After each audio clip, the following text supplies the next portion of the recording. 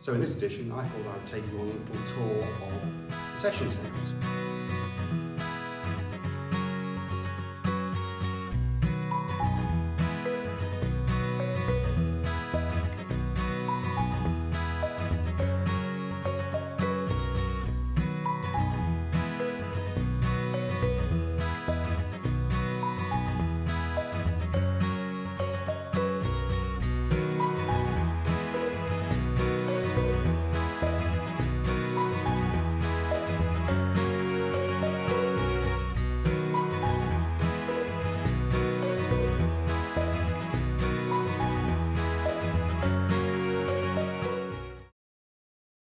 At the start of this month, I was delighted to go along to meet some members of the Transition Town Louth group.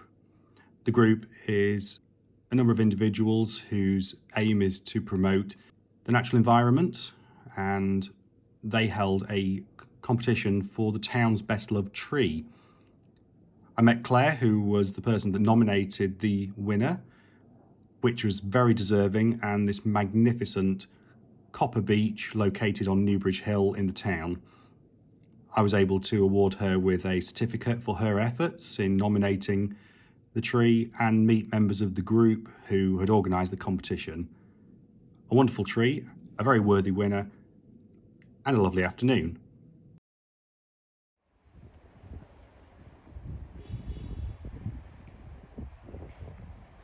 I thought I would show you around where Louth Town Council works and where council meetings take place. I'm here in the magnificent surroundings of the old Magistrates Court here in Louth.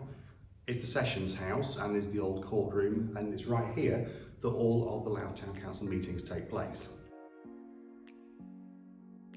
Given the former use of this room, it lends itself perfectly to the council chamber.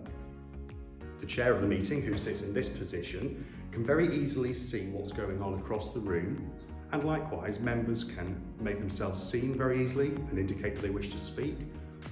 The chair can also call upon people in the order that they want to address the meeting.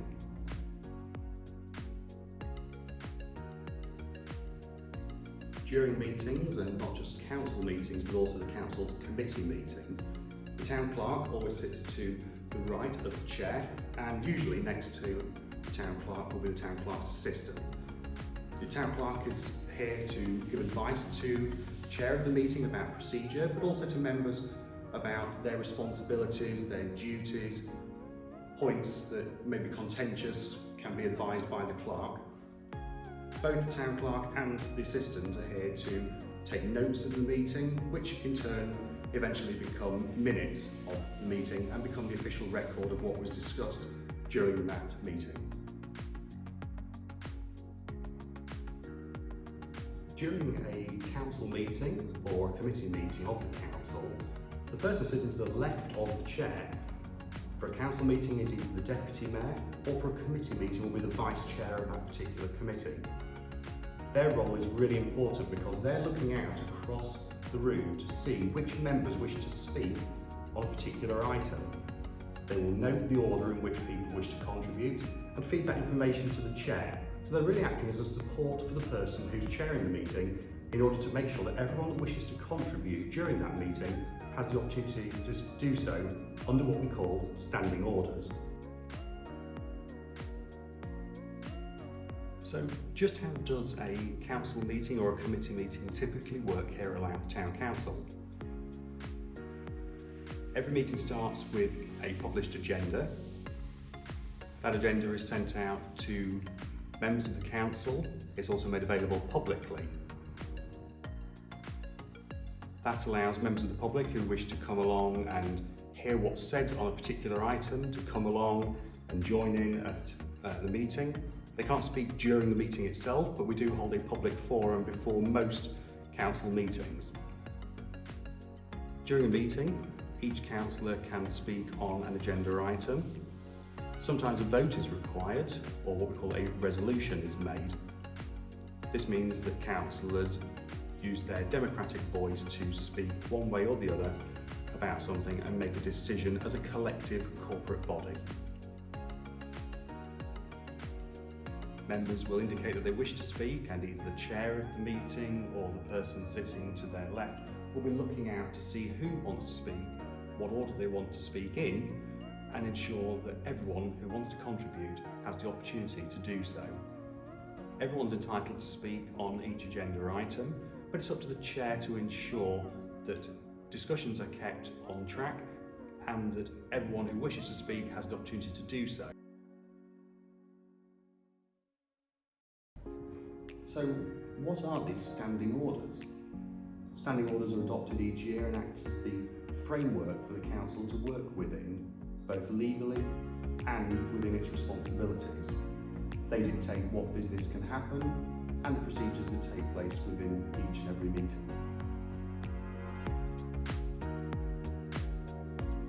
As well as members of the public, we also have the press join us for meetings. This is so that they can listen to what's being said and report on discussions and report on decisions that have been made throughout the meeting. All members of the public, along with the press, are able to join us for meetings. The only exception to that is if council chooses to go into what is called a closed session. When the council is discussing something which includes sensitive information or has business and financial implications for the council or for others, in order to protect that information, council may resolve to go into what is called a closed session. Intrinsically, what that means is this door stays closed and items are discussed without members of the public or press in order to maintain the integrity of those discussions within the confines of this room. I always think of these as the valuables. These are the maces which accompany the mayor whenever they're wearing the mayoral robes and are carried by the mayor's sergeant. We also have the chain, which is worn whenever robes are being worn. The other chain, which the mayor will tend to wear most of the time, is what we call the lounge chain. And here are mayoral robes. We have the traditional mayoral robes here in Louth, with all the accompaniments, including the hat and the gloves. This is worn by the mayor whenever they're attending a civic occasion within the town. As well as the mayoral robes, we have a second mayoral robe. You'll notice we have two different hats. A man traditionally wears the bicorn hat. A lady mayor wears the tricorn. It isn't just the mayor that wears a robe. When to civic occasions such as Remembrance Sunday or the annual civic service, when dignitaries from around the county are invited to join the mayor to celebrate their year in office, the town clerk will also wear their own robe along with the traditional wig.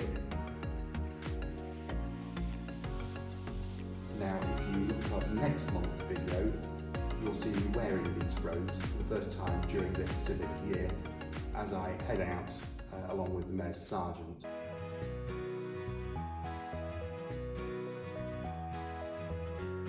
I was fortunate once again recently to be invited along by Louth Navigation Trust to the navigation warehouse. Louth Navigation Trust aim to promote and improve the Louth Navigation Canal, and they've got some fantastic exhibits at the navigation warehouse, and it was there that I took part in the first event of this year's 0 Degrees Festival, Culture at the Canal. There were lots of local, very talented musicians. The event was very well received by all of those that attended. It was nice to see so many people taking part, enjoying the music on a lovely weekend afternoon. I was invited to open the event, and it was great to be able to share in the enthusiasm of all of those who came along, enjoyed the weather, enjoyed a drink, and most of all, enjoyed a very varied programme of music and entertainment during the afternoon.